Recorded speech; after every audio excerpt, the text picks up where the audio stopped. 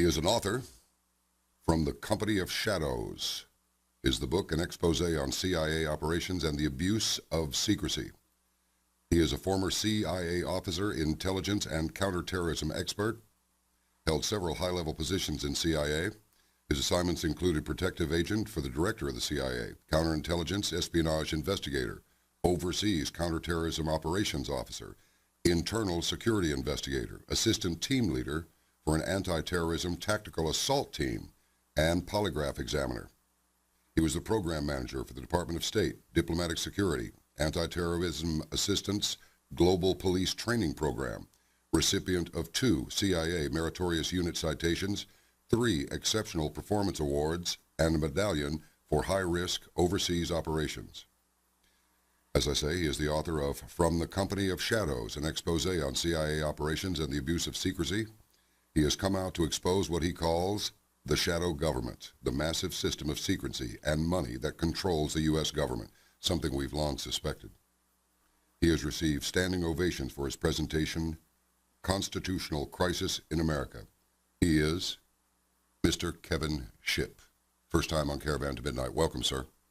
Welcome to you too. Thank you so much for having me. Well, thanks so much for agreeing to come on. Say, by the way, I was tempted before we got together here to say, Mr. Shipp, why would you come on this program? And then, of course, I read everything else about you, and I thought, oh, okay, I get it.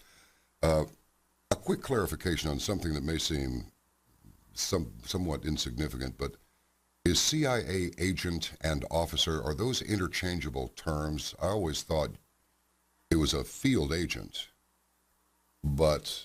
Yeah, that's a great question. People get mixed up quite a bit. If you're a CIA agent, typically you've been recruited to spy on a foreign government or some other capacity. When you get into the ranks of collecting intelligence out in the field, you're described properly as an officer. You're kind of the civilian counterpart to a military officer, but within the CIA. So the proper term is officer, but you know, people refer to that as agent all the time.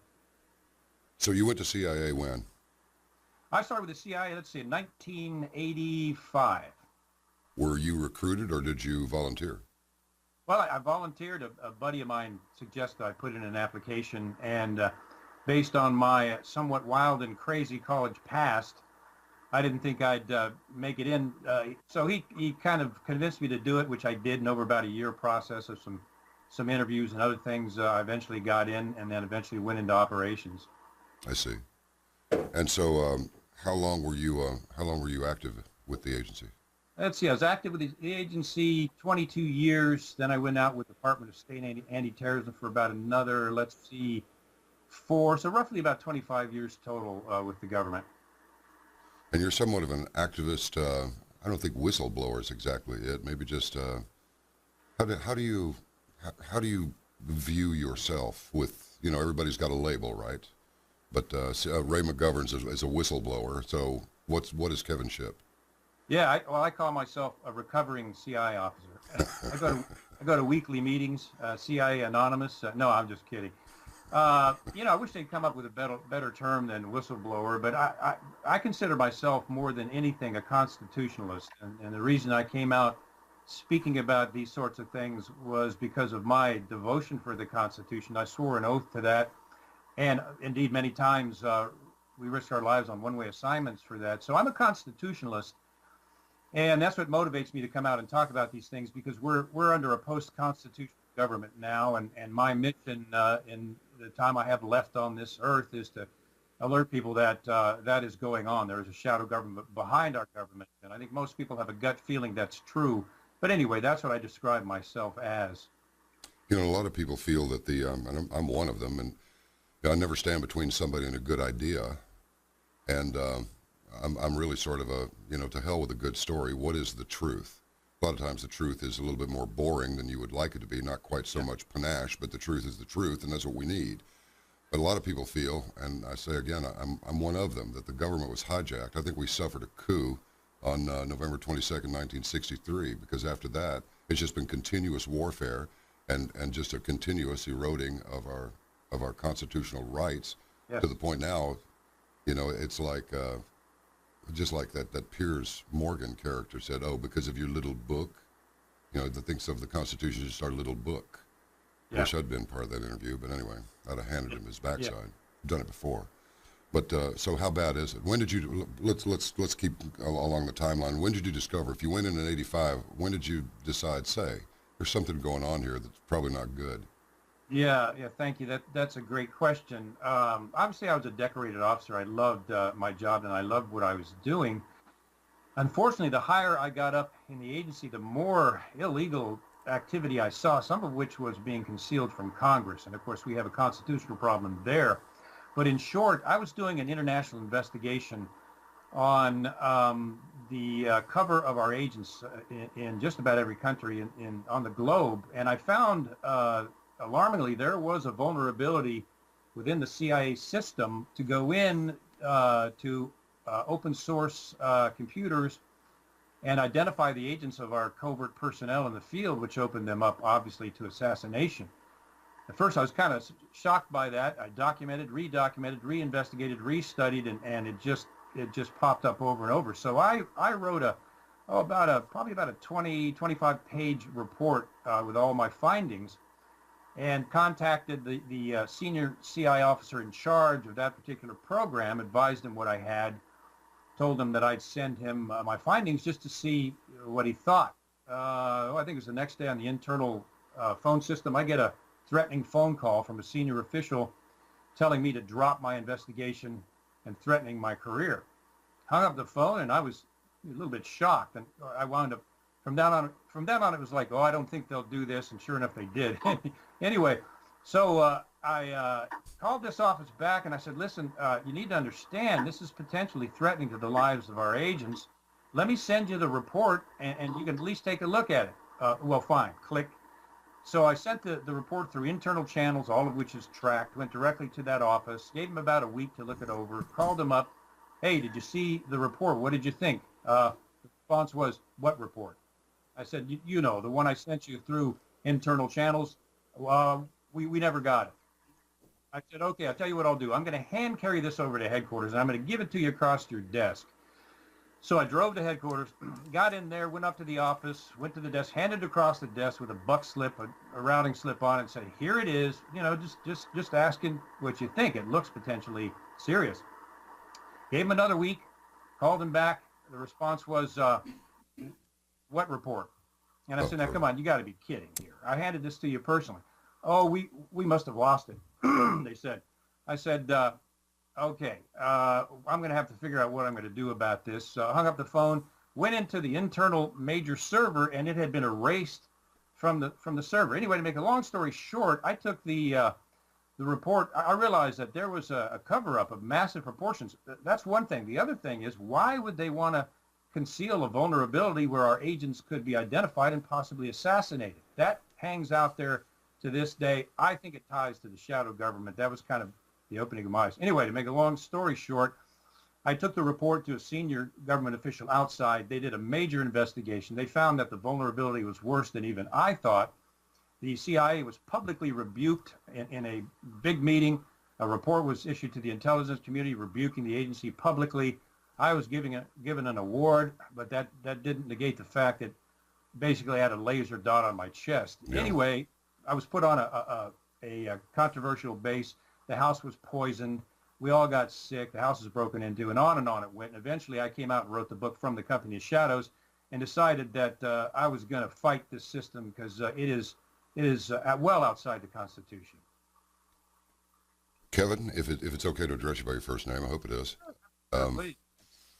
Why would they want to ignore or otherwise conceal a vulnerability? How did that help them? That's the question everybody asks, including I had some attorneys working with me. No one could figure that one out. To this day, it's mysterious unless you wanted a system, and this is just conjecture, unless you wanted a system there with if an agent was not doing what you wanted him or her to do, there's a way to go in and just identify and have them removed and make it look like someone else did it. Sure. I really don't know what else it could be. It could be extreme incompetence. I've seen that in the agency before, but there have been since so many things that have happened that are related to that it was a lot more than that. And I just, anything that I would say would be conjecture. It's just it's bizarre. It does seem to be a little bit more than just a simple case of CYA. Yeah, I think so. And the events that the targeting that they did of me later on was pretty obvious that they did not want that being corrected. Who do we think are the architects of this shadow government, and how far back do you think it exists? Well, I tell you, it goes back at least to 1921 with the forming of the Council on Foreign Relations, and really it was the CFR that created the CIA. Allen Dulles was one of the chief directors and board members, and one of the first civilian CIA directors. And as we all know, he was an extremely dark and nefarious figure. Excuse me. He was responsible for MK Ultra, Operation Mockingbird, and all these other heinous programs. So the CFR was connected into Wall Street. Dulles and his brother were connected to Wall Street. So the CIA was connected directly to Wall Street banking from its very beginning, and the CFR. The CFR has had, let's see, at least 16 CIA directors that have come out of there, cabinet level members of the government, presidents, and on and on.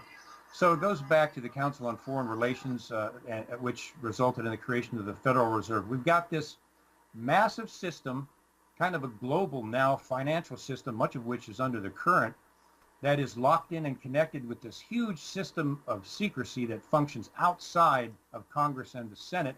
It's tied directly into the military-industrial complex with multi-billion-dollar secret programs. Of course, Eisenhower called that the military-industrial complex. It's funny that what Eisenhower's original term was the congressional military-industrial complex. So he had Congress tied right in there, but he was convinced to take that out before his speech. So this congressional military-industrial complex is bound and operated by this massive system of secrecy from the CFR down to the CIA, now the NSA.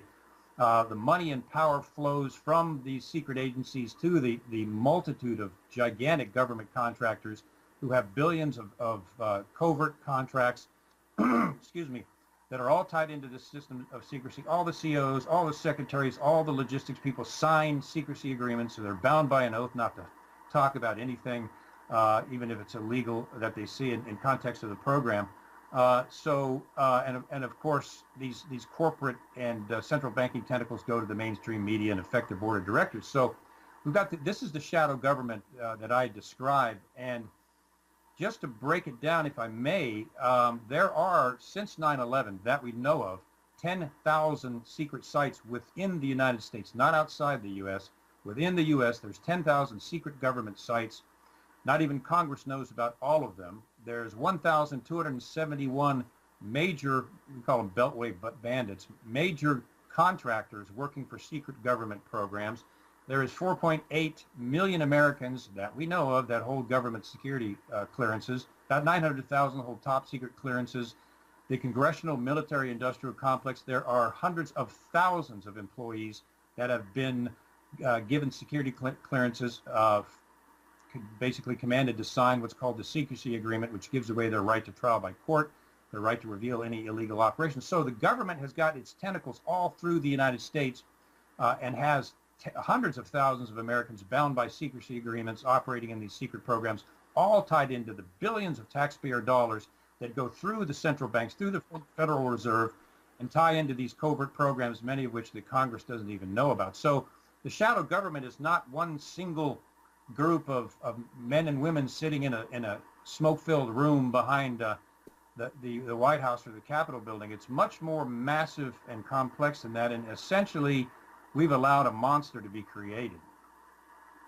So does that suggest that there must be some centralized control?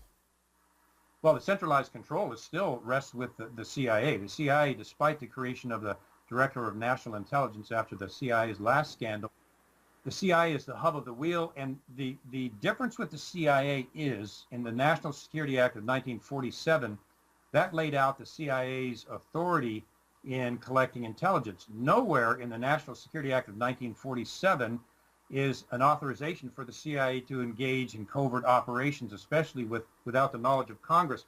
If I may, let me read the wording to you, and we'll see how far out of the Constitution the CIA has gotten. The National Security Act of 1947 says the CIA can, quote, perform such other functions and duties related to intelligence affecting the national security as the National Security Council may from time to time direct. That says nothing about the CIA being able to conduct unilaterally its own covert operations.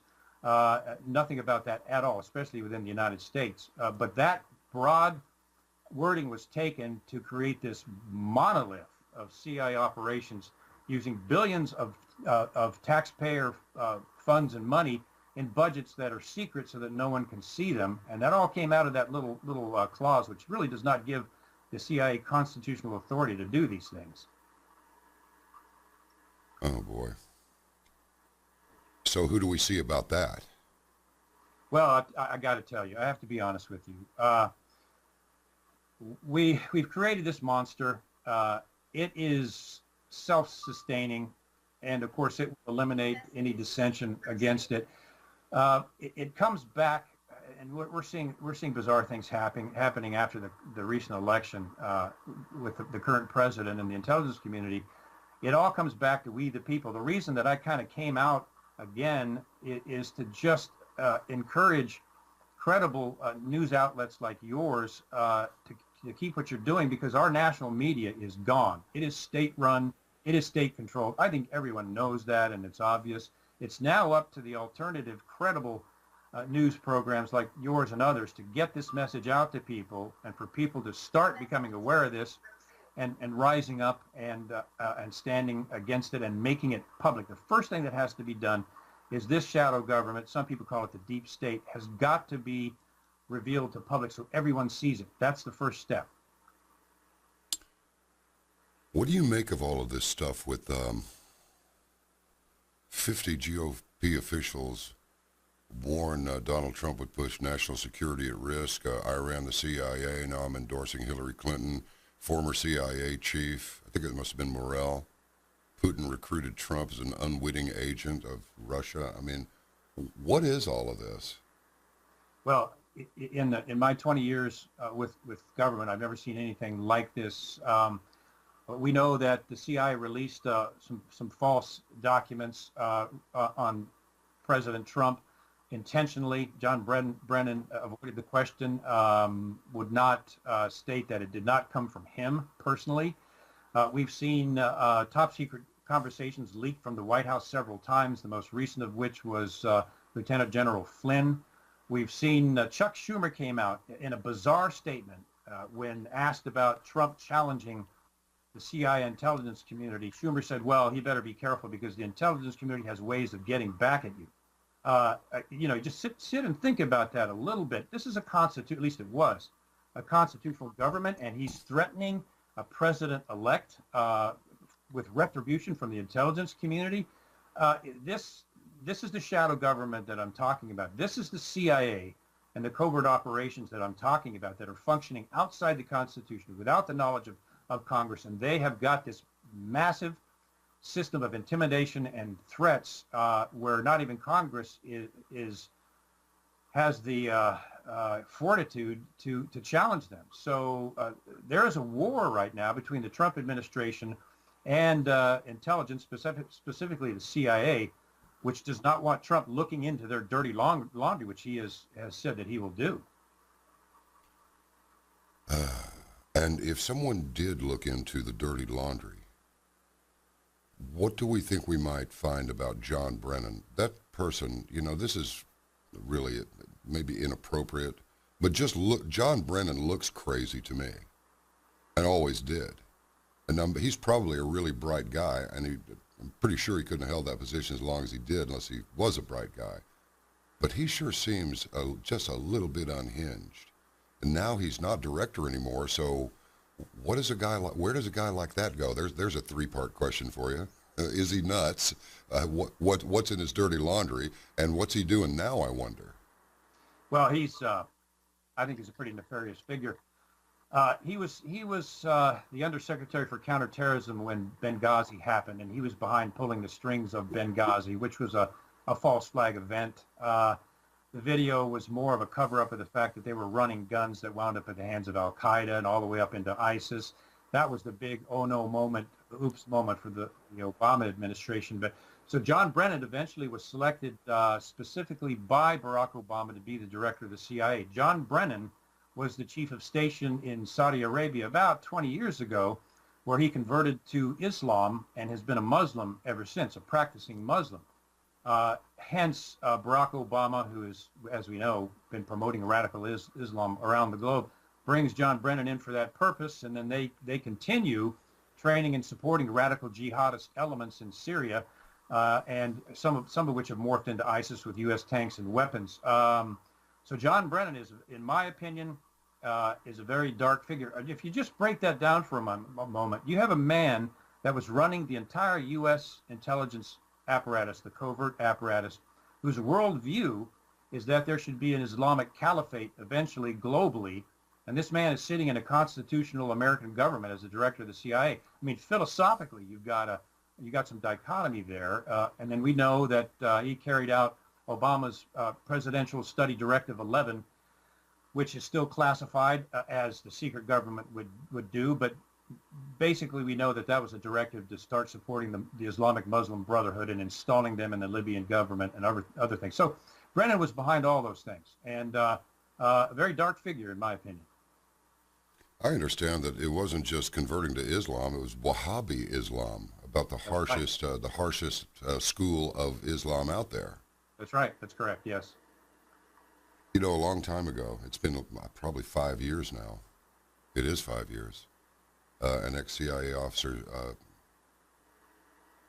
not going to say he told me, that might not be good, but anyway, I got the idea that from speaking with him for about 2 hours over a lunch. He happened to be in this part of the world. And he said every level of the security service has been penetrated by the Muslim Brotherhood or somebody associated with Islam. He said they've got encrypted email accounts that you've never heard of before. They communicate with each other regularly. He said the entire apparatus has been penetrated. Do you find that to be a credible suggestion? Yes, I do. We know that Barack Obama, and we have their names, he appointed 5 active members of the Islamic Muslim Brotherhood, and we have to remind people that's the oldest terrorist organization in the world. Barack Obama appointed 5 members of the Islamic Muslim Brotherhood to national security positions in the U.S. government. We know that there is at least 300 positions within the U.S. government that Obama appointed Islamic Muslim Brotherhood members to also. And then, of course, we have John Brennan connected with Wahhabism and the Muslim Brotherhood also, who's staffed positions within the intelligence community and we're talking the radical Islamic sector here, but he's appointed them all through the CIA too. So there are moles all through our government that are connected to the Islamic Muslim Brotherhood specifically. Barack Obama was a subversive. He was placed, and I don't say this lightly, I've given lectures on this. Barack Obama was a subversive placed intentionally in the United States government to upend our constitutional system and to plant Muslim operatives throughout our government, combined with Hillary Clinton, who joined with him in that effort. And it's all through the CIA. There's at least 5 members in the National Security Council. There are multiple members and positions in the Department of State that have been penetrated. So we have witnessed a kind of a silent subversive coup in our government. And Trump now, President Donald Trump, is facing that very deadly prospect. Who is Barack Obama? Well, Barack Obama, I wrote a 35-page paper on Barack Obama. Barack Obama was groomed, funded throughout his mysterious college education. We can't get the transcripts of that. He is linked and has been linked directly with George Soros, who's funded millions into his campaigns, essentially helped him get elected. We know that he is a Marxist progressive. We also know that he is connected directly to radical Islam, not just Islam, but radical Islam. We know that he's an enemy of Christianity by the multiple acts that he's committed while in office. He is, the old story about a Manchurian candidate. He doesn't fit that profile exactly, but he does, from a counterintelligence perspective, he does fit the profile of a subversive agent that's been planted in the United States government. I know that sounds bizarre. I am absolutely convinced it's true. I have a lecture on the subversion of America where I go in and I think document that pretty well, that that's indeed who Barack Obama was and is. And we know now that he is spearheading an effort to remove Donald Trump from the presidency, along with George Soros. That is sedition. That is a criminal act. But no one has reached that level of investigation yet. So he, in my opinion, he was a subversive agent into the United States government. I think there's plenty of evidence for that. You know, Kevin, I've matter of fact, I drew a distinction between Manchurian candidate as someone who doesn't know he's going to do what he's going to do until he gets triggered to do it. However, that's different from a Trojan horse, and I believe that Barack Obama is a Trojan horse. And what makes it worse is that Barack was the name of Muhammad's horse. Yeah, well, I can see I guess there may be a resemblance there. I don't know. I'm kidding, but well, that's from the "you can't make this stuff up" department. Bullseye. And no, I think you're absolutely right. I think he's well aware. There's no doubt he was well aware of what he was being groomed to do and where he was going. There's no doubt about that. He has a very unpleasant past. If you look into it, his connections are Marxist, without a doubt.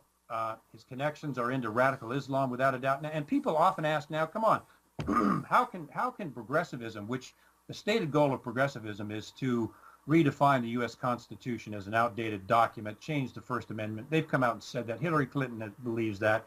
How can progressivism, seeking to undermine the Constitution, how can it join with radical Islam, which kills homosexuals and mutilates women and all the other stuff that radical Islam do? How can they possibly operate together? If you look down through history, those two movements have been operating together for decades, going all the way back. Hitler had his own Islamic SS that he used. It is the old principle of common enemy, where both those groups want to eliminate the traditional foundation of America, break into the Constitution and change some of the amendments and bring in this pseudo-socialist, communist, especially globalist government that they have made no secret about wanting to implement in our country. So those two are working together, and they have deeply subverted our government already, and that's something that's being addressed cataclysmically right now. Isn't it interesting? Apparently the AP committed a major blunder today by suggesting that President Trump has called out the National Guard to begin throwing Mexicans and other illegal aliens out of the country, which of course is total nonsense. That didn't happen at all. I wonder how bought and paid for. This is kind of let's hit second gear. We got a 6-speed here. Let's hit second gear. The mainstream media. Somebody said, I can't remember which director it was, said that we own every significant figure in mainstream media. Use the word own. And then you got this little guy, Anderson Cooper, who apparently was with CIA for a little while, or I don't know, maybe signed up. I don't know if he ever became an officer or not, but that's the word out there. I can't confirm it, but what's the connection between CIA and the media? Well, and this is, knowing the system, this is just my opinion. I think Anderson Cooper was a temporary low-level employee. A lot of college interns do that. It's a program for that. Based on what I've read and seen, I personally don't think he was an operative. That's just my opinion. I don't see the cues there for that. So I think he was in a summer program, intern kind of thing. And I haven't seen otherwise. So that's just my take on that. Good. The mainstream media, we all know, we've all seen it. They have failed to cover very important events. They have altered news events. We've seen that CNN has had crisis actors where they plant interviewees, I think in 3 different crises, the Boston bombing being one. You see the same CNN planted witness in at least three different unrelated crisis scenarios. CNN has been lying and twisting the news for years. Forgive me, it's just so. And most of the mainstream media will not report on the things that we're talking about, which are critical to our democracy. And the question that you're asking is why are they doing that? How are they doing that, or who has control? This all ties back, remember, into the central banking system, into the CFR created global massive global financial network that is connected to and runs the 5 conglomerates that operate the mainstream media. Those conglomerates, the money and the mandates roll down from the top to the board of directors. There are certain things you will not report on. That rolls down to the editors. There are certain things you will not report on. That rolls down to the journalists. There are certain things you will not report on or your career is over. It is a standing understanding within the mainstream media that reporters don't touch certain things, and that goes all the way up into their board of directors, into these major corporations that own them, into the globalists that own these major corporations. All of this tied into the Council of Foreign Relations going way, way back. This is not a new thing in the media. And I'll remind you, if you remember, the CIA coming out of Allen Dulles and the CFR had what was called Operation Mockingbird. I'm sure you remember that. Yes. That was a paid CIA operation to plant journalists in the U.S. news media. Now, let's remember that the CIA was forbidden in its charter from having any operations within the United States. Well, they violated that routinely. Operation Mockingbird seeded journalists into the U.S. national press and paid them to write propaganda stories in favor of the CIA and CIA operations. Now, people will say, well, yeah, that was long ago and that's been done away with. We have to remember that Operation Mockingbird was allegedly ceased by George W. Bush Sr. in 1976. But what people don't realize is the wording that Bush Sr. put in there was journalists will no longer be paid by the CIA to produce stories. The program is now voluntary. So Operation Mockingbird did not go away, as many people think. It's not an old CIA program that's been done away with. In the case, just a quick example, when I wrote From the Company of Shadows and produced that book, it was a war between the CIA and I to get a lot of those things out. So when I first went public with my story under the threat of possible prison, thinking that going to this particular major news outlet I'd be going to freedom of the press and getting the story out there. To my shock, for 30 days I went back and forth with this national paper saying, where's the story? Well, we're working on it. Turns out this paper went straight to the CIA, told them what I had reported them, told them what I had come out as a whistleblower would be the term, and advised the CIA of everything I was doing. So there are reporters in major news networks. If I mentioned their name, you would know. One in particular, excuse me, will never, ever report. I've been watching for 12 years. Will never say anything negative about the CIA. Will never report on a scandal about the CIA. And there's been plenty of them. The CIA hacked into the Senate computers, which is a felony. But this particular major anchor man who has his own show will only report on favorable things for the CIA and will never and has never said anything negative about the agency.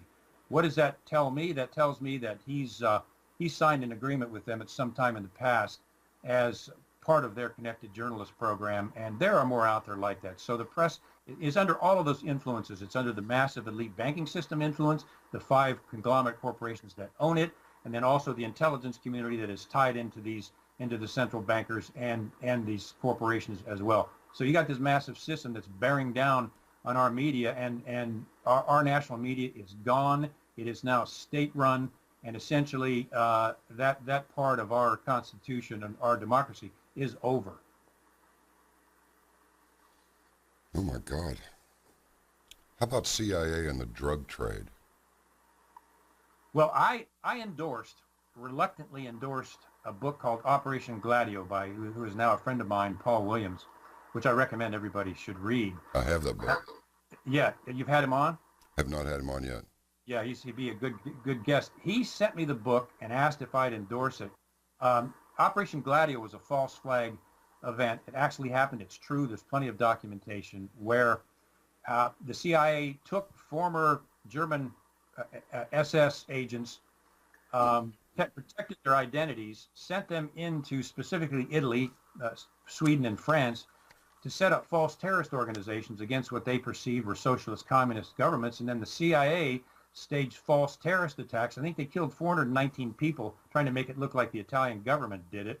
To fund that program, they connected with the mafia and ran drugs into the United States, into the inner city, into districts where there was a lot of jazz and heroin addiction.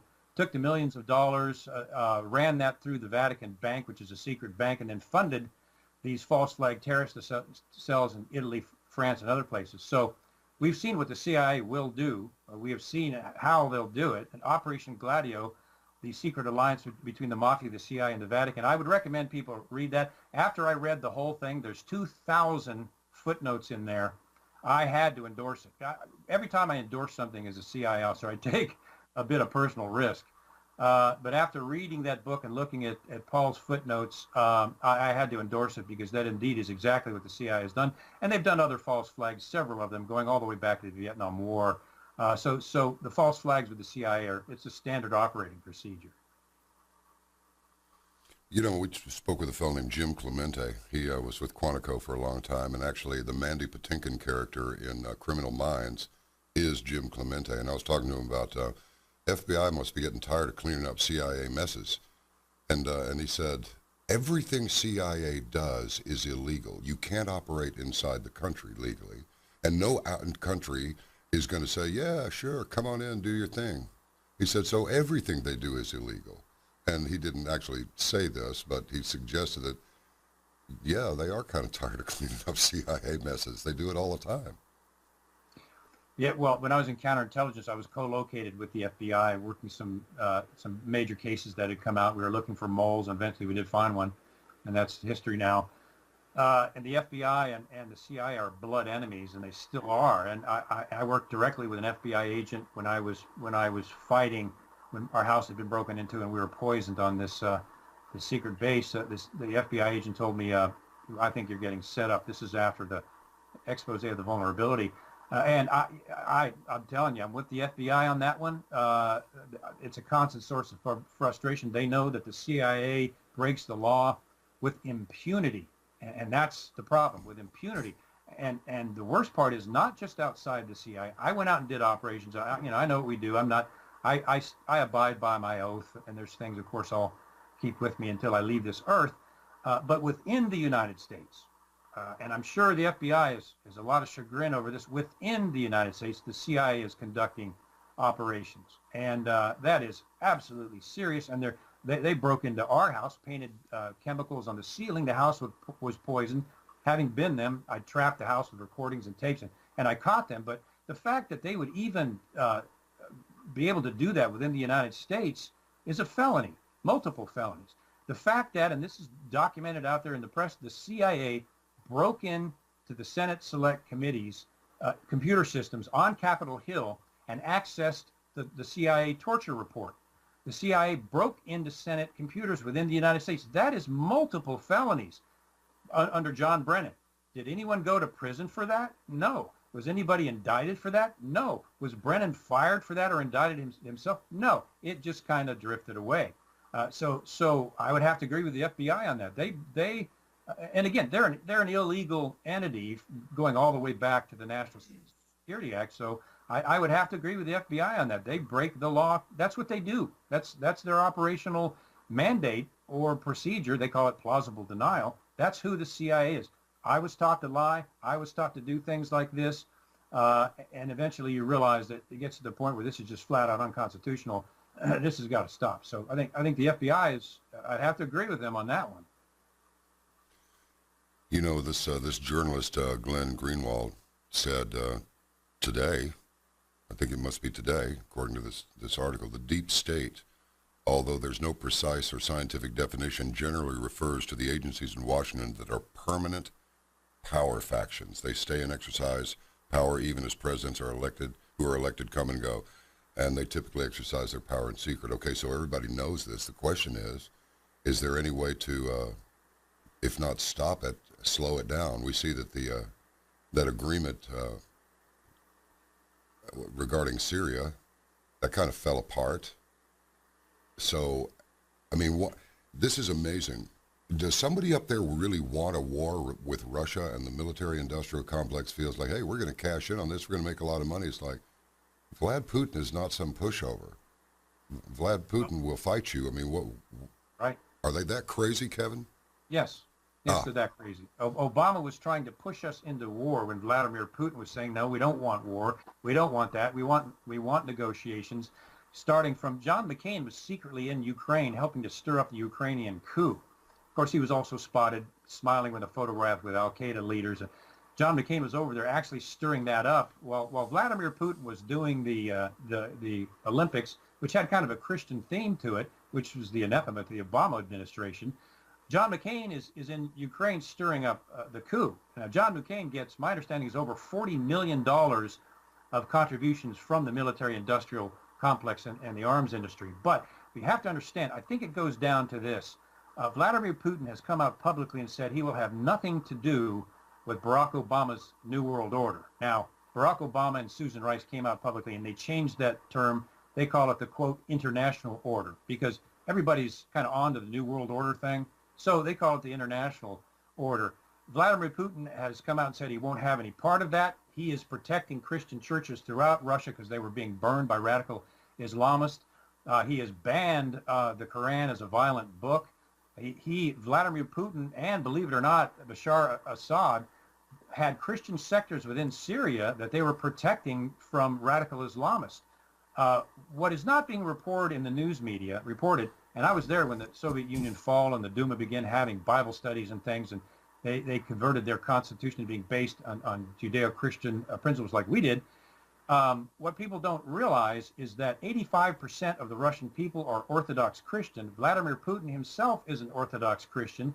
He was and is protecting the Christian sectors in Syria. He supported a 105-foot statue of Jesus that they placed in Syria, which stands today.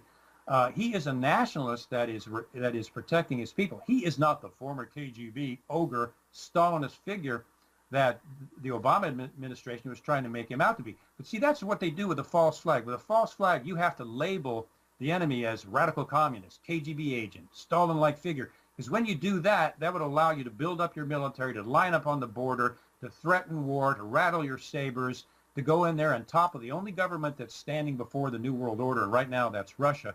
The only head of the government that won't cooperate, and that's Vladimir Putin. So you got to take him out, but first you have to make him look like a villain. That is what they've been doing.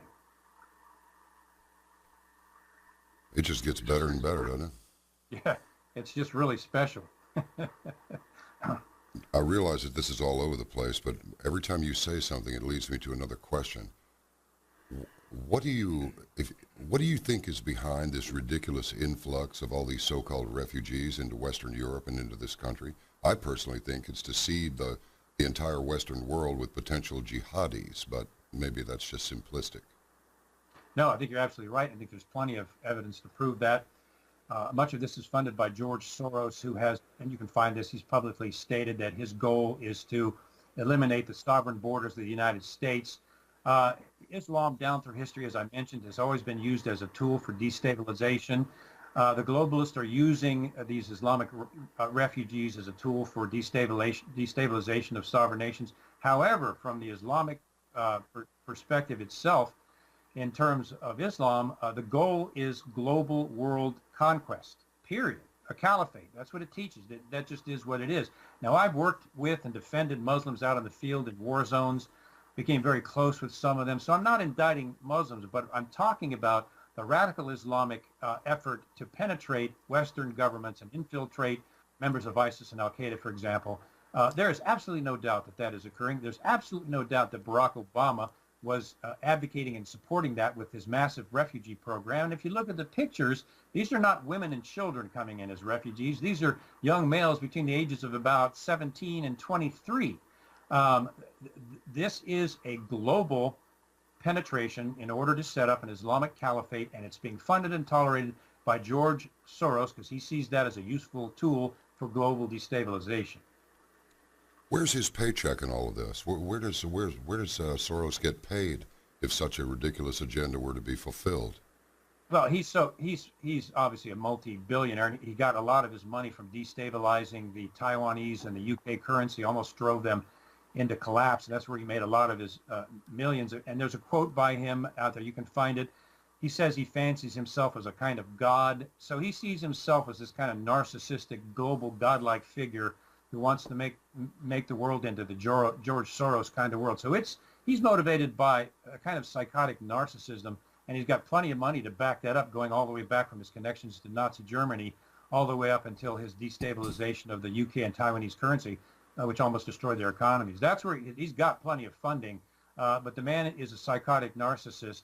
And as we know, he funded millions to the Clinton campaign for the presidential election. He funded millions into the Barack Obama's campaign for presidential election. He operates and funds Media Matters and Media Matters America, which is now being accused of connection to this Pizzagate, which some of the media is poo-pooing. But George Soros runs and owns Media Matters, and what Media Matters does is fund and pay programs into the U.S. national news media to influence stories. So a lot of this stuff comes down from this psychotic despot who's got millions to throw around to make a George Soros kind of world. What about Pizzagate anyway? I didn't let that wagon get hooked up to our ponies here, and I didn't hook our wagon up to those ponies because I thought it was just too. First of all, it's just a little difficult to get my mind around that altogether. Although I'm sure that some of these perverse practices are commonplace. I mean, the vast amounts of money and influence make everything possible. I'm sure that's true. But what about Pizzagate? Do we think that there's anything there? Well, nobody wants to touch that subject because no one wants to be accused of spreading conspiracy information that's fallacious. Nobody wants to have their security at risk if this thing does exist. I try to take everything objectively as an analyst, and if you analyze everything regarding Pizzagate and just lay the facts out there, there's some bizarre things. Now, you always have to say no one's accusing anyone of a crime. No one's accusing anyone of any wrongdoing, but there are some pretty alarming things out there relating to. I think it's pretty clear there's an international child trafficking ring, a pedophilia ring. There is indications that is in and throughout the U.S. government. Regarding Pizzagate, it all started with WikiLeaks' release of John Podesta's emails, as you may know. And then and I have to say some very good internet investigators, civilian internet investigators, did quite a remarkable job in gathering all this information. But if you look at Podesta's emails, you find little references in there that match the code words that the FBI has for pedophile rings. And I won't go into them because they're kind of disgusting. Then you go into the websites associated with Comet Pizza, which is connected to Podesta's emails. And Comet Pizza, these have all been scrubbed now, but some of these investigators still have the screenshots. Some of the people connected to Comet Pizza make references to having relations with young boys and small children, and there's bizarre art that shows children being raped in artistic pictures, and it goes into one of Podesta's emails, talked about Tony Podesta asked him if John Podesta was going to attend a spirit cooking party. And if you look at spirit cooking, that is an occult satanic practice. It's kind of disgusting, but you mix blood with some other bodily fluids and then you drink it to gain spiritual energy. You bake cakes that look like a corpse with blood, and you eat part of the cake. I mean, that is out there. That is actually accurate. So these things are hanging out there factually for people to see. Now, we know that George Soros gave at least $13,000 contribution to Comet Pizza. We know that the Comet Pizza owner is described as one of the most powerful person in Washington, D.C. This is the owner of a pizza restaurant. We now know, and this is documented, so I can say it, the owner of Comet Pizza is the former gay lover of the head of George Soros Media Matters America, David Brock. He's directly connected to George Soros, who's connected to Hillary, who's connected to Obama, and on and on and on this power connection goes. My understanding is there is a cataclysmic event going on in Washington regarding this whole thing, going back to Anthony Weiner's computer and what the NYPD found on that computer, which the chief of police said was so disgusting he couldn't talk about it. So there's an investigation going on related to a lot of this that they could shake our government. As an analyst, that's basically the pieces I put together, and not to go any farther than until we see more evidence. But there are things there that you just have to consider are somewhat alarming. It looks, walks, quacks, and swims a little bit too much like a duck for there to nothing to be there. Yes. For nothing to be there, sorry. Wow. There's just no limit to it, is there? No, and I have to tell you, you research this all the way back to the global elite. The more I research on this, now I saw some of this internally from the perspective of the shadow secret government, but when you research this globally and all these connections, the darker and darker and darker it gets. Some of these elite bankers, some of the members of our government and secret societies are engaging in occult practices. In some cases, Luciferianism. It goes that deep. Now, Luciferianism, its tenet, of course, is child abuse and child sacrifice, going all the way back to mind control programs. And this is why they do it. If you can abuse, especially sexually abuse a child between the ages of 1 and 6, you will pervert their personality, damage their personality for the rest of their life. It will be permanent. They will be gone, and they'll be, I guess, basically your slaves for the rest of their lives. That's the principle behind satanic pedophilia, child abuse. And there are rings going all the way to the UK government and into the United States that actually practice these things. As shocking as it is going on. Oh boy, man, that opens up just a whole world of possibilities.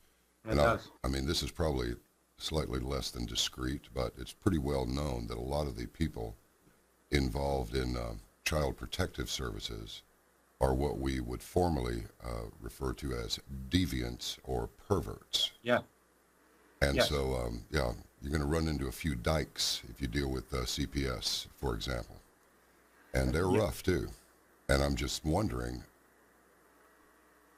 you know, my brain just starts doing that thing, and I'm looking at all these control functions, all these little F keys on the globalist keyboard. And so if they control your money, and if they control your civilization, and if they control your religion, and then they get to your children, I mean, this really is megalomania. This is a very, very serious God complex, and it's not just a hat they put on every once in a while. This is who they are. I couldn't agree with you more. We are under control already. You know, you can ask your average American, their gut feeling is, you know, I'm not really free.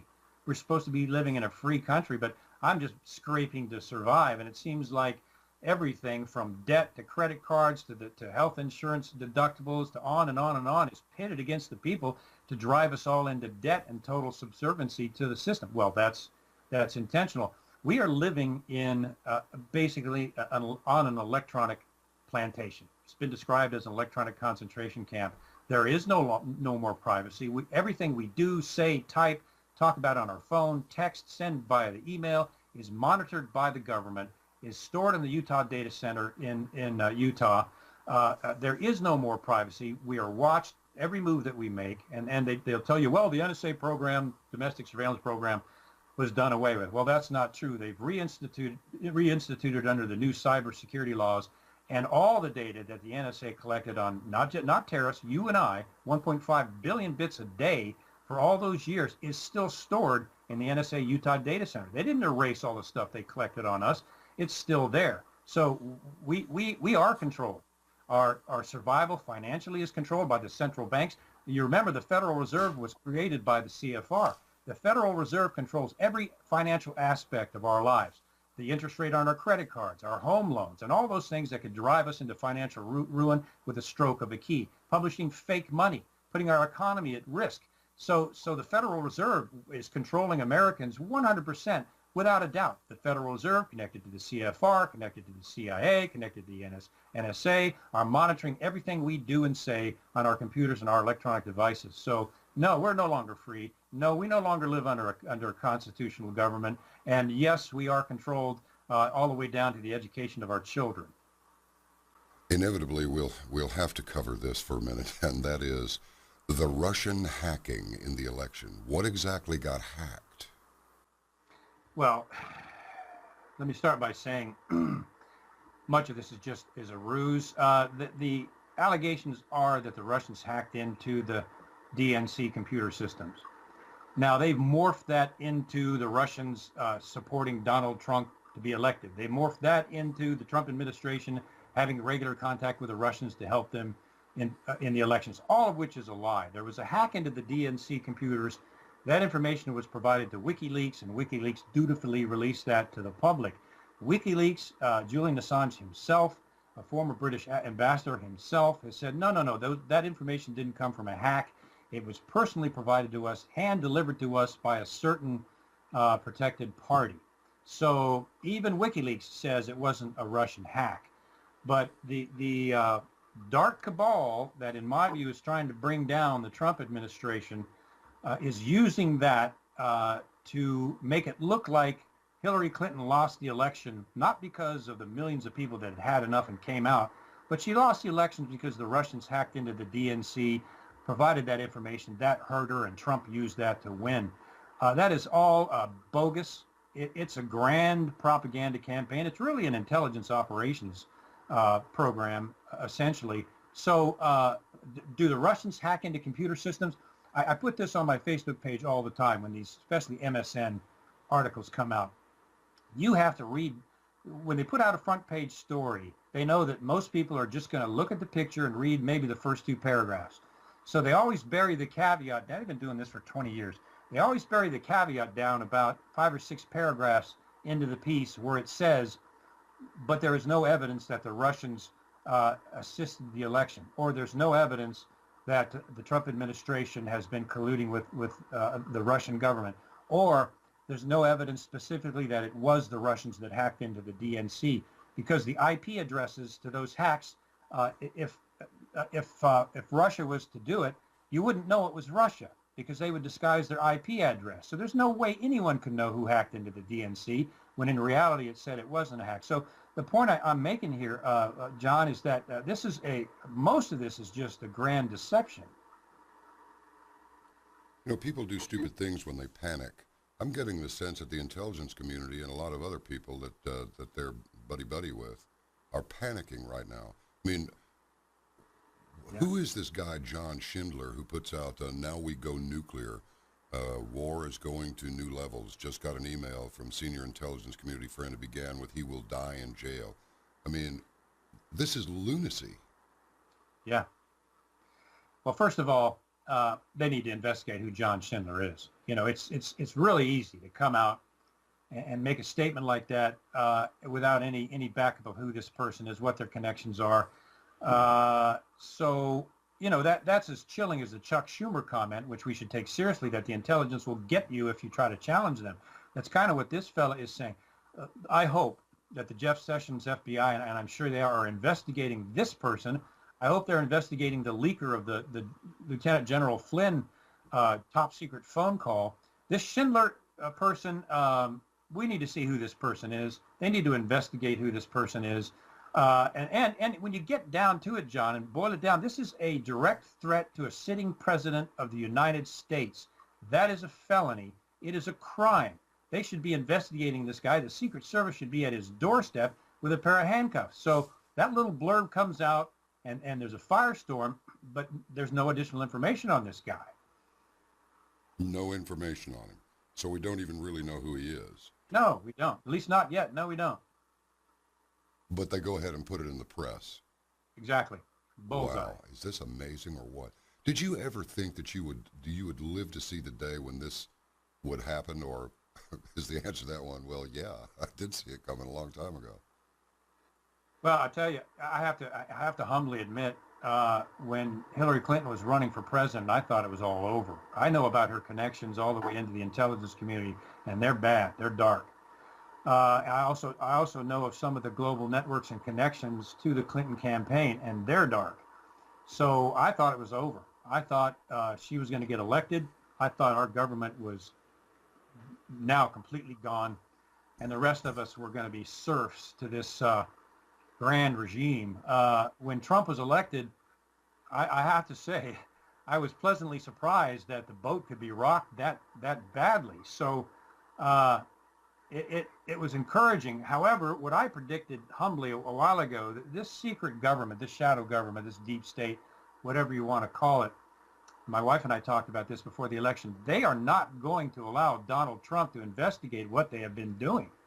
And these bizarre attacks against Donald Trump going all the way back to CNN, right before the inauguration, comes out with a air of a news program that the title was something to the effect of, what would happen if Donald Trump was assassinated? And they go on to say, if Donald Trump was assassinated, he would be immediately replaced by the next ranking member of the Obama administration. Now, why would CNN put out an article, a report on what would happen if Donald Trump was assassinated? I think it was the day of the inauguration. So it started with that. Then it went into Chuck Schumer threatening Trump with ramifications, repercussions by the intelligence community.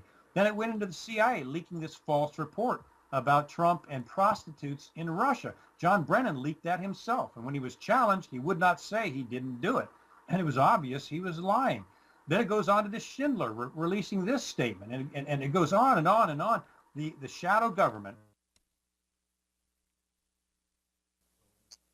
All right, we've got him back. What happened to your internet? Do you know? I'll tell you, this has never happened before. The entire internet connection went completely down. This is a hardline fiber optic cable.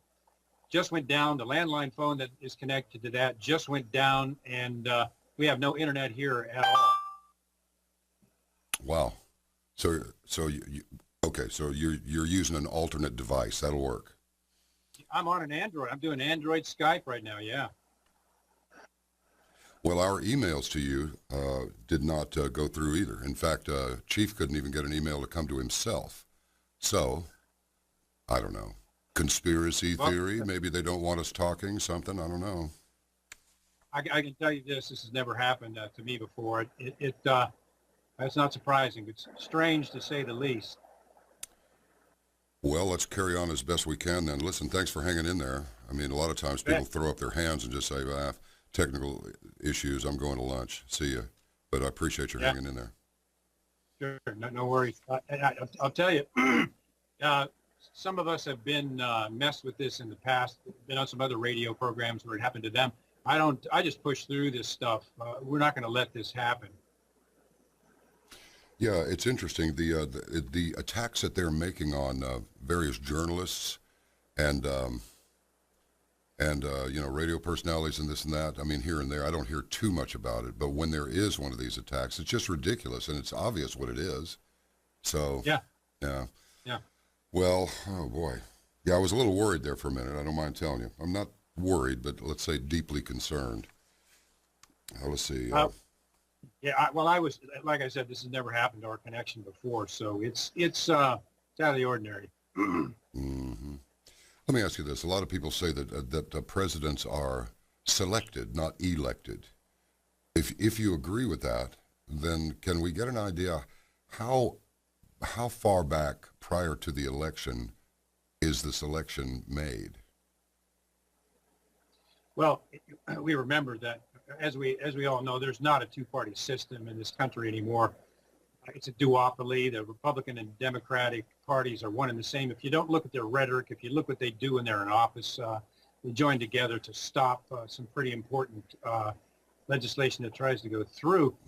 But the election of the president goes all the way back, once again, to the Federal Reserve, the Council of Foreign Relations, the global bankers. They pump their money and put all their money behind the candidate of choice, whether it be Republican or Democrat. So that's why we don't see your average, maybe outside of Donald Trump, you don't see your average Joe who wants to run for office and has impressive credentials. They never even get close. Ron Paul got pretty close, but of course they accepted him out. So these candidates are chosen by the global bankers and the financial elites, and in many cases the intelligence community, the shadow government, well in advance, by picking them, funding their campaigns. The RNC and the DNC both do that. It's not a matter of the candidate that is appealing to the American people. They pick the candidate that will march to their tune well before, even before the primaries, that candidate is selected. You can watch that happen as they sift through the who's going to run process and eliminate any voices that kind of oppose the kind of the global side of things. So these candidates, and I think there's plenty of information out there revealing this, these candidates are picked well before the primaries. The two-party system is a sham. Yeah, it kind of seems that way. I mean, I was just going through this thing yesterday about, of course, I find Ann Coulter to be a little bit, she's a little on the aggressive side, and sometimes she says things that I wish she wouldn't say. But she did make a very, very keen observation that's pretty clear to most of us anyway. But now that you mention it, Ann, these 6 bills that were ready to go against Barack Obama's Obamacare while he's still in office. Now, since Mr. Trump has taken over, nothing has happened. Not a thing. That's right. Yeah. And you have to ask yourself why. You have to ask yourself why the backbone of the GOP is resisting the Republican president's directives. And of course, you've got John McCain and Lindsey Graham. What those two characters have in the closet, I'll never know. But they have been resisting Trump even before he got elected. Usually, maybe they have some skeletons in their closet. I know there's a big blackmail ring in Washington, but there's some things there, some issues. But this GOP is Americans should be angry and should have been angry at the rhinos or the neocons in the GOP for some time, because they say they're going to do something and then they just don't do it. And Obamacare is a prime example. So much so in their Obamacare meeting, I think day before yesterday, Rand Paul, whom I have a lot of respect, got up and walked out because it was obvious to him that they had no intention of repealing Obamacare and no intention of putting a proper replacement in place. And so far it's a gain. Well, it seems to me that to repeal Obamacare, all they'd have to do is just say, look, this is what we're going to do. We've got a huge bunch of money, and we won't spend much time on this, Kevin, but because we got other stuff that we can get to that'll be more interesting probably. But doesn't it make sense that if they got all these billions of dollars to throw around, just say, okay, we've got $100 billion right now that we've allocated for people who have pre-existing conditions, and they're going to go through a government fund. It's going to be the same thing as going to the county hospital when you ain't got no money, and that's what's going to happen. In 72 hours, or say 96 hours, or say 1 week, just say, or over the course of the next month, you contact your prior insurance provider and you set yourself up the plan that you had before. You contact the doctor that you used to like and tell them, listen, we're back on, I'm getting new insurance, and that's it. And I mean, how hard can this be? They make it sound like it's building a bleeping pyramid, and it's not. That's right. I mean, they can engage in all these covert operations, put these complex things together. They claim they can't put together a health insurance proposal, and yet they can do this sophisticated, hugely logistical operation in Syria. You know, it doesn't add up. The GOP, as I mentioned, is part of this cabal. There's a mafia-like system set up in the GOP where certain things are only done for cash. Certain legislation is created to extort money out of corporations, tax breaks, and if the corporation doesn't contribute to the GOP, those tax breaks are yanked, and that legislation is tabled. It is a corrupt mafia-like system based on PACs, super PACs, lobbyists, and all of that. So when they talk about these things and repealing things, you got to understand it's within the system of a basically a mafia-like structure, which if it was on the outside, these people would be being hit with RICO statutes. But that's how corrupt Congress has become. So that's a big part of it. Well, let me ask you something. I'm jumping around here like crazy, but it's just I'm just on fire. My mind is on fire. George H.W. Bush, the guy who claimed he couldn't remember where he was when John Kennedy was shot, but then oh yeah, I remembered. I suspect this guy was CIA from the time of its inception when Truman reluctantly signed it into being. And then he winds up CIA director for 1 year. This makes no sense to me. Well, and I can tell you I'll tell you based on outside information.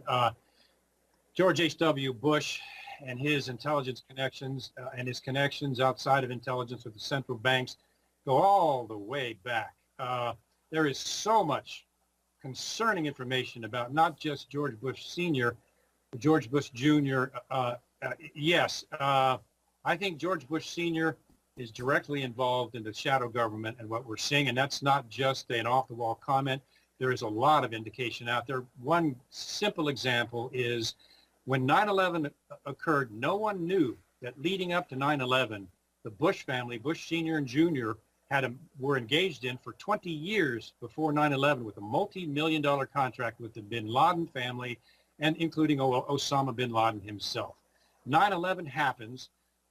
Underneath a national travel ban, George W. Bush secretly flies out the bin Laden family out of the United States the next day, and on and on and on those strange connections go. George W. Bush blacks out 28 pages in the not so well done 9/11 report, which is full of holes, but that's another story.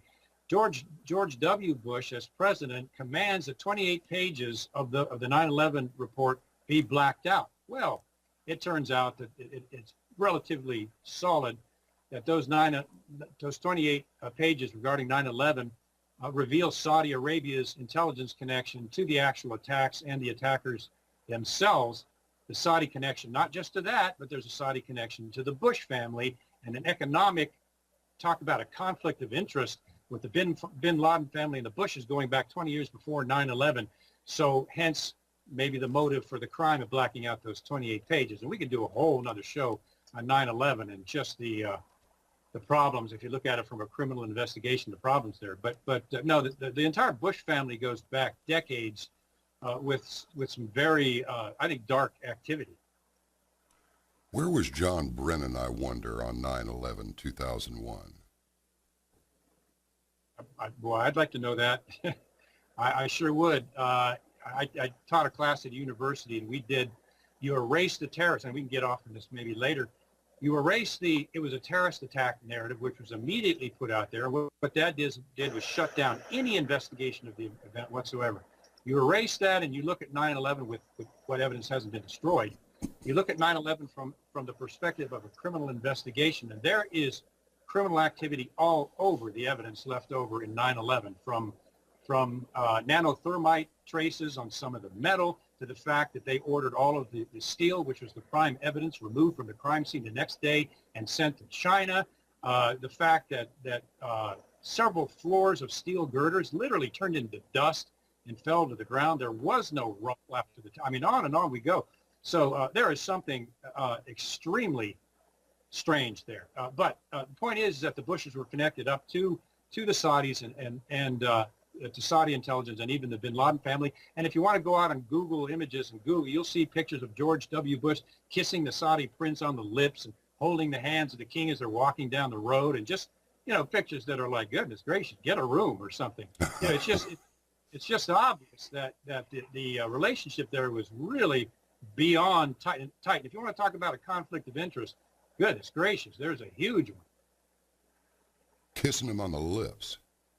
Yeah, you go out there and Google it. You see W kissing the Saudi prince on the lips. Yeah, just check it out. Wow. Well, you never can tell what a man's proclivities are going to be, especially when it gets up there the upper levels of government. Wow, that's stunning. Nauseating, but stunning. Say, speaking of false flags and so forth, well, a lot of people, the moment that I saw those buildings come down, I mean, I'm not going to go into any detail here, and none of it can be proved, and most of the people involved have died early. I don't know why. I think it's probably too many trips to Jack in the Box and Taco Bell that caused it. But we used to blow stuff up all the time. I mean, I was in the Army ROTC program in high school, and I was, while I was excited to be a part of it, there was a small part of me that was appalled at what 15 and 16-year-old boys were being taught, how to garrote people with piano wire. I mean, all kinds of stuff.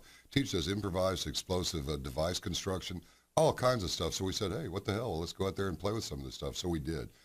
And we didn't let off anything really big, certainly not enough to take down a gigantic skyscraper. But the moment that I saw those towers come down, nobody is going to tell me that wasn't controlled demolition. Nobody is going to tell me that. I couldn't agree with you more. All the structural engineers that I've talked to have said that was a controlled demolition. There are 2,500 architects and structural engineers, and these called Architects and Engineers for Truth. I recommend people go out and check out their findings. Yeah, we talk to Richard Gage sometimes. I'm sorry? We talk to Richard Gage sometimes. I'm sorry, I didn't mean to interrupt. A beautiful source, and I'd encourage everybody to check that out. Every single one of them. Number one, that structure was designed to take an aircraft impact. It was designed not to pancake like the fake Popular Mechanics study tried to say that O'Reilly quoted when he was poo-pooing any scrutiny of 9/11. Every structural engineer that has looked at that knows of a certainty it's a controlled demolition. Then you set the World Trade Center towers aside, which came down in their footprint, in pure dust with no rubble. There was almost no seismic activity. So let's set that aside for a moment. Then, as you know, look at Tower 7. Tower 7, without a doubt, was a controlled demolition. It was not hit by a plane.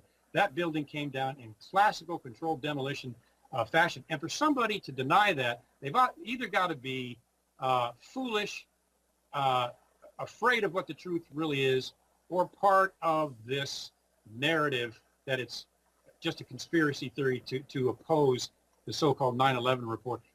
From the perspective of a criminal investigation, there's no doubt in my mind that that was a criminal act. Yeah, and then, I was a little worried about when Mr. Trump started saying, yeah, the CIA, these are the same people who told us Saddam Hussein had nuclear weapons. And I thought to myself, don't start a brawl with CIA until you get in there and get yourself some people you can actually trust. And finding some people you're going to trust is going to be a little bit of a stretch. Yeah. Having been in there, having been in the belly of the beast and up even on the 7th floor, I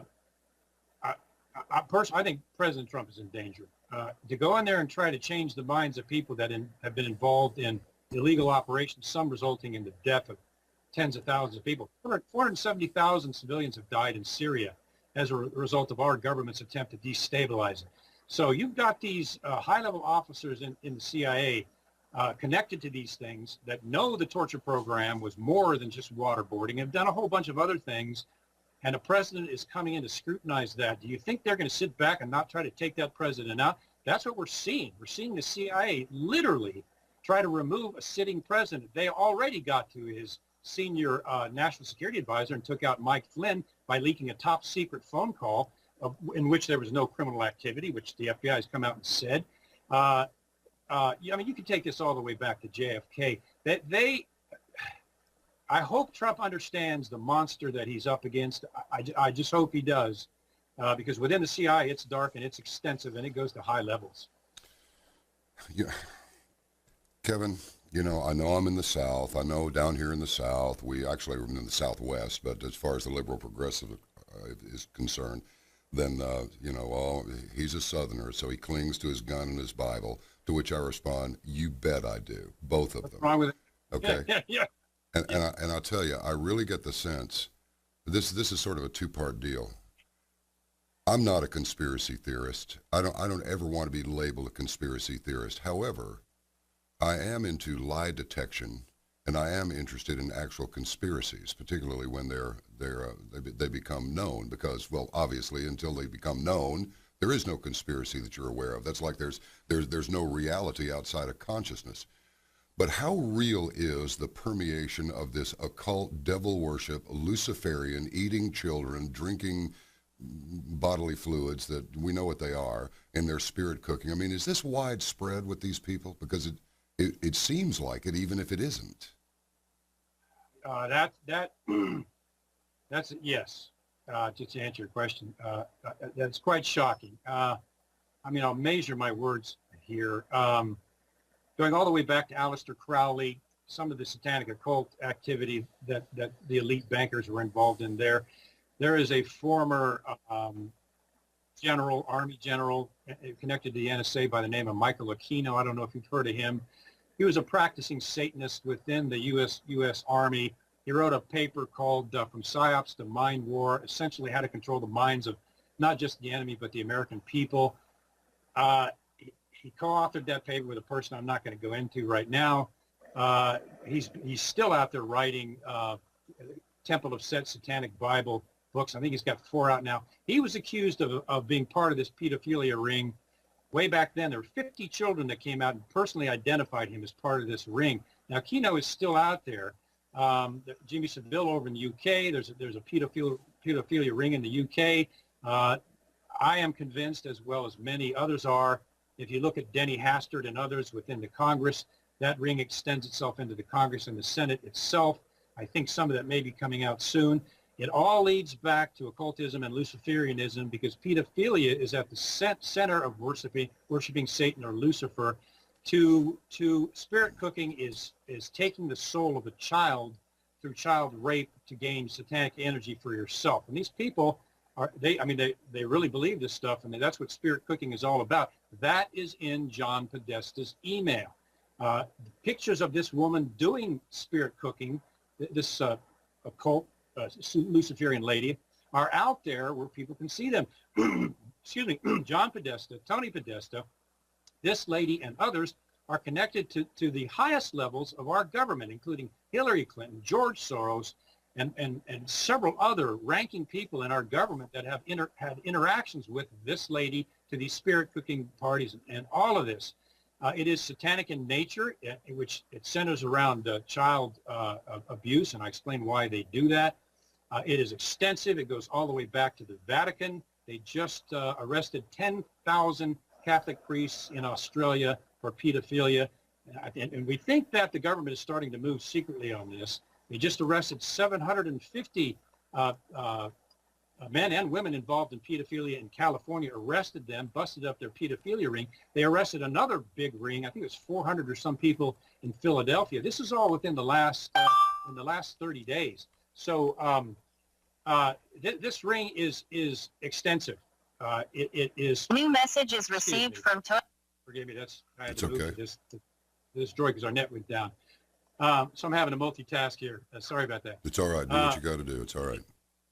Thanks. It's documented that this ring is extensive throughout the UK government without question. The documents are now coming out that it is also extensive within the United States government. Our concern, and I think it is probably the case, there are congressmen and senators like Dennis Hastert who are being blackmailed because they have been involved in some of this, and that's how they do it. They get the person into some of these spirit cooking events or some of these other pedophilia related events. Once they're in and have seen it with these other powerful people that are responsible for their election positions, they don't say anything. And the next thing they get is, if you do say anything, we'll reveal your connection to this and you'll go down. So there is, I think, a huge blackmail ring in the United States government related to this. And there is bits and pieces of pretty significant evidence out there that indicate that that's the case. Many of us are waiting, hoping, and praying that Jeff Sessions, we know an investigation is going on, going back to Anthony Weiner's computer and some of the child molestation on there. I think there were 600,000 emails on that laptop. There is an investigation that the NYPD has done, said that this stuff exists. It's so disgusting. They were going to release it to the American people. The Department of Justice under Lynch threatened them and ordered them not to do it. Now that Sessions is the Attorney General, we're hoping that he will allow the NYPD to join with the FBI and finish this investigation of this child molestation pedophilia ring in Washington. That's where we are right now. It's all hovering under the surface. I talk with several people about this regularly. We are waiting and hoping that the arrests begin. I have been told that some of the people involved in this are at such a level that it could cause a constitutional crisis if arrest warrants are issued and they are removed from high-level positions. And so this thing is just kind of hovering under the surface here, and many of us are just waiting to see what Sessions is going to do. You know, I don't know how you're going to react to this one, Kevin, but if I'm going to be honest here, I can either be discreet or I can be honest. I think the reason Donald Trump was elected president is because enough people prayed to God Almighty to deliver us from that bitch Hillary Clinton. Sorry, did I just say that out loud? She is a corrupt bag of pus. Everybody knows this. And I honestly think that prayer is what did this. I really do, because, look, there can't be one without the other, right? So if these people protect themselves and they cover themselves with their occult satanic practices, well, why would you have a devil if you didn't have a God? I mean, that's right. I agree with you, yes. Well, sorry, I really wasn't going to take it there but I'm telling you, I really believe that we don't fight against flesh and blood at all. I think it's exactly what's written in Scripture. We deal with stuff that is unseen, principalities and all this. Why would somebody write something like that however many thousands of years ago if there wasn't something to it? It's funny you mentioned that, John, and I don't say this on many interviews. I came out against the CIA because there's a scripture in Ephesians that says it's a shame to even speak of the things that are done by them in secret. But the things that are done in secret are made manifest by the light and by being revealed by the light. An exhortation. That is the reason I wrote From the Company of Shadows. And also, I think I think most people sense this even. There are different aspects of what we're seeing here. One is the global political aspect, the New World Order. The second is the physical aspect of the corruption that we're seeing in Washington and beyond. And the third is a spiritual aspect. What did the Apostle Paul write? We don't fight against or war against flesh and blood, but against principalities and powers, spiritual wickedness in high places.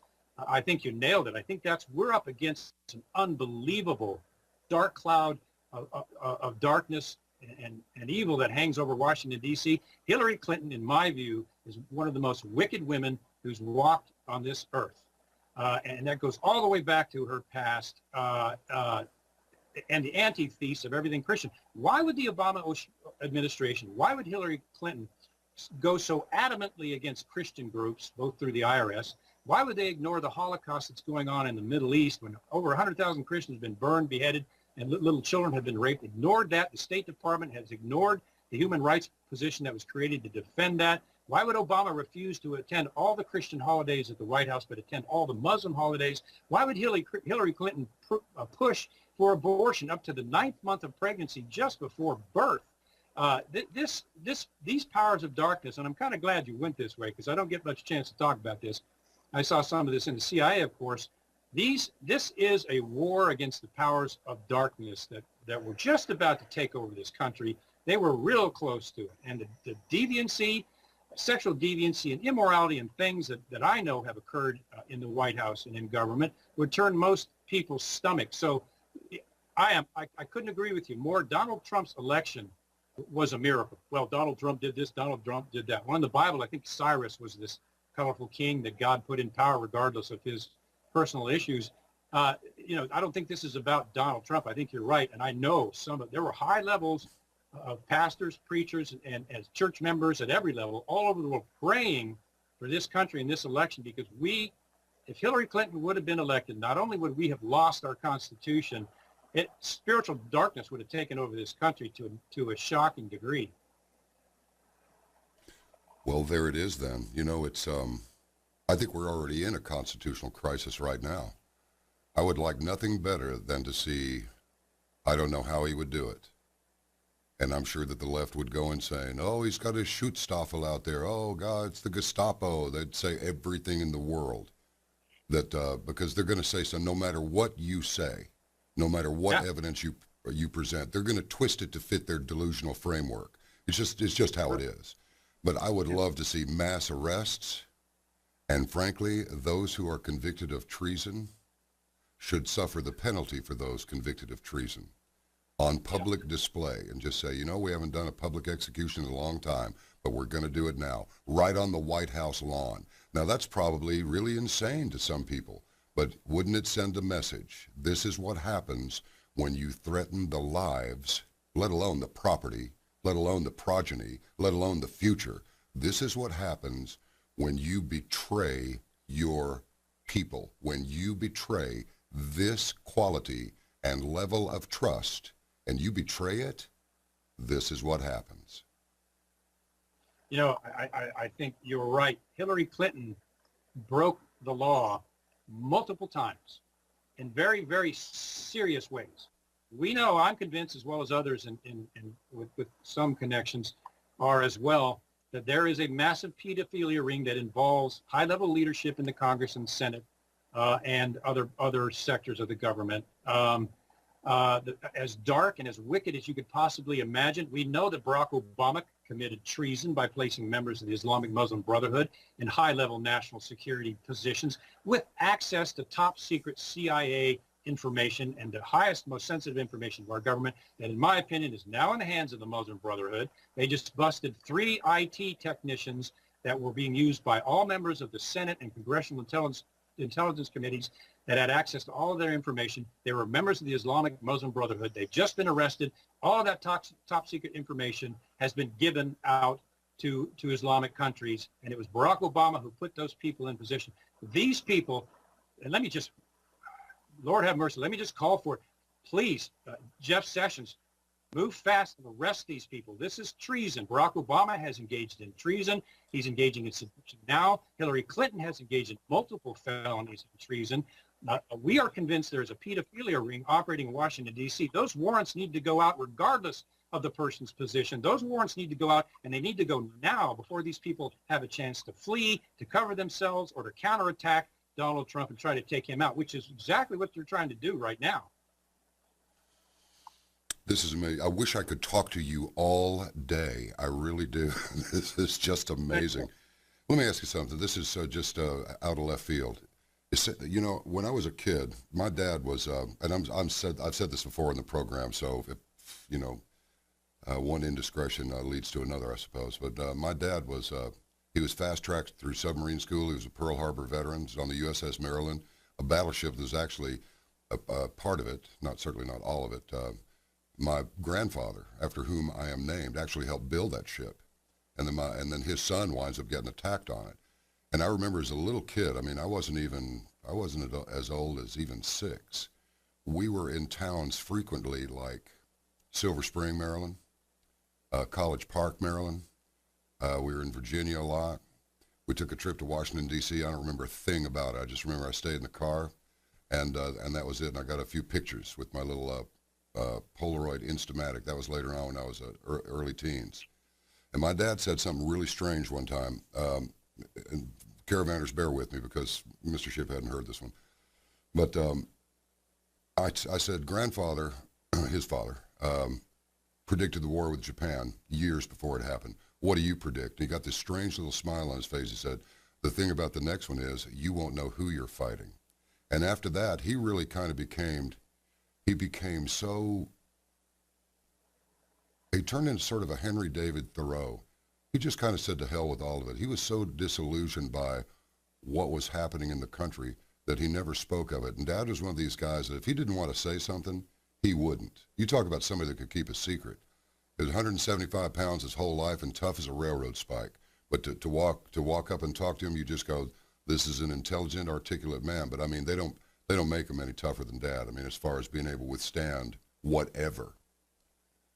And the day that President Kennedy was assassinated, Dad was real quiet. He was upset for about 30 seconds and then just kind of shook it off. And I always got the feeling that there were some real stories to be heard that never would be. I think there are, yeah. I mean, so which leads me to this. We know what goes on in College Park and Silver Spring. What about Newtown, Connecticut? Some people have said that people have speculated that whole Sandy Hook shooting looks like a total fabrication and nonsense. The first selectman up there even said, when she was asked by Wolfgang Halbig's lawyer, you know, who put that sign out there? She answered, the Department of Homeland Security, and everybody in the room just gasped. We recorded it, our own video cameras. But people have said, well, it's like a witness protection town. Some people have said it's a CIA town. Is there anything creepy about Newtown, or if you knew, could you say? Well, you know, the CIA is like, the way I like to try to put it is, the CIA is like a large kind of dark castle. And inside that castle, there's dark rooms. You can only have access to one dark room if you signed a blood oath to get in that room. And there are inner rooms within the castle that the people in that room don't know about. You have to sign an additional blood oath to get into those rooms. And the higher you go up until you see the really, really horrible things that happen at the top of the castle. That's the way the CIA is compartmented. So I never saw anything like that operation within the agency. Let me just caveat that there.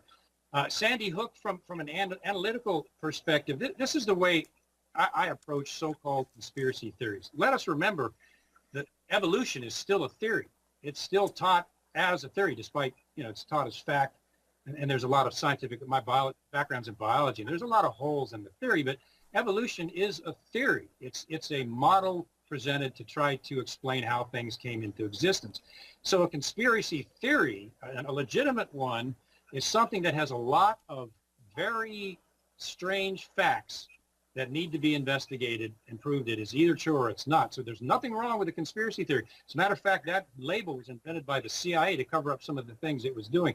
Oh, just tell them it's a conspiracy theory. So when someone calls something a conspiracy theory, I think that's a reason to investigate it further. With Sandy Hook, and I'm no expert on Sandy Hook, but just based on the things I read, there needs to be more of an investigation on that. There's strange things that happened there. Photographs of a young girl who showed up there and has been seen at other scenes, and on it goes.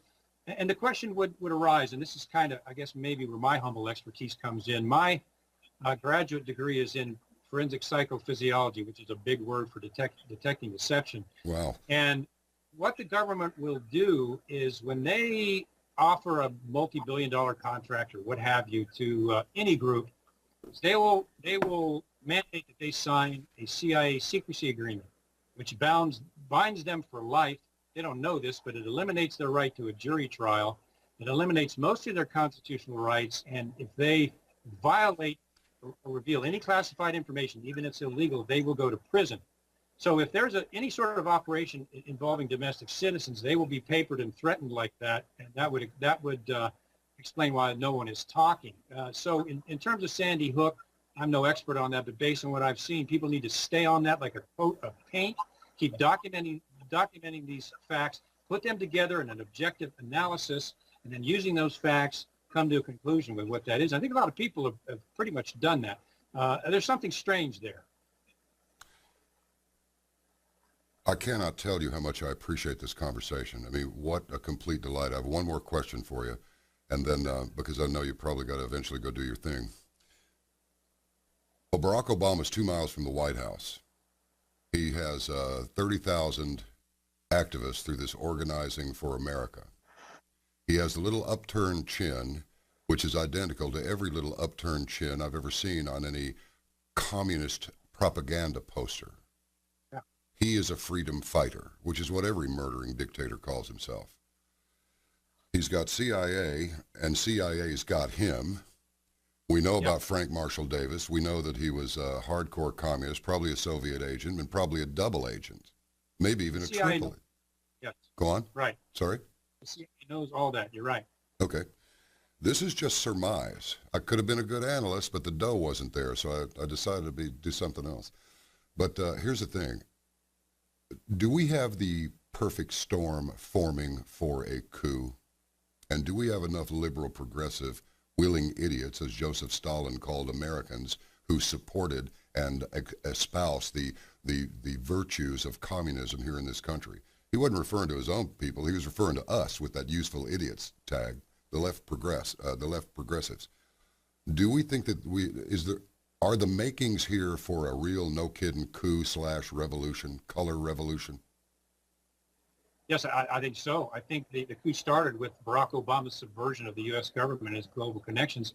Once he was thrown out, it would be foolish for us to think that that coup was not going to continue. It's changed forms into a destabilization of American civilization and the government. Yes, there's a coup going on. Yes, Obama is behind it. Yes, they have every intention of destabilizing the U.S. And the civilians and also the U.S. government. There's absolutely no question about that. We are in a war, and you can see the connections of power that they have with these internal attacks on Donald Trump himself. So they have moles on the inside in the deepest parts of government that are joining with them. There is a coup being planned. Barack Obama is spearheading it up, and I would encourage every American out there, and to answer your second question, John, yes, the willing public who are fed by the media with a digital spoon, yes, they will go along with it because they believe the grand deception that they're being fed. So yes, they will. What I will say is this, and I'd encourage every American listening to this, get yourself ready to stand against that. I've heard it put this way, and my wife and I laugh about this. They don't know what they're going to get if they poke the bear, because there are millions and millions and millions of Americans out there that stood behind an elected Donald Trump. And if these characters think they're going to stage a coup against the United States government, I think they're going to be pretty starkly surprised when they see the response they get back. But you guaranteed they're trying. Barack Obama is an activist, a community organizer, meaning they go in and try to destabilize communities and local governments and eventually the White House. They have every intention of destabilizing our country, destabilizing our government, and taking Donald Trump out. Donald Trump right now is in significant danger. He's surrounded on every side. There's no question about his physical safety is in danger. I think he's probably well aware of that. They are trying to get rid of him. They just took out his national security advisor, the closest person to him, which is mind-boggling. So everyone out there needs to understand this is a war. This is a counter coup. Get ready as a citizen who loves this country to stand up and resist this, because that's what they're trying, and it is going to come. I hope to speak with you again in the not too distant future. I really, really do, because I think there are a lot of things that we can explore, and you have an awful lot to bring to the American public, and I want them to get it while we still got our breath and the legs to carry us, so to speak. Yeah, agreed, John. Me too. Yeah. God bless, sir. Thank you. God bless you, John. Thank you. Bye-bye. Well, I'll tell you, if that doesn't do it, I don't know what would. I don't know what it'll take. Yeah, I tell you, I hope so, John. I really do. You know the thing we say, make ready for what's to come? Do it. Be seeing you.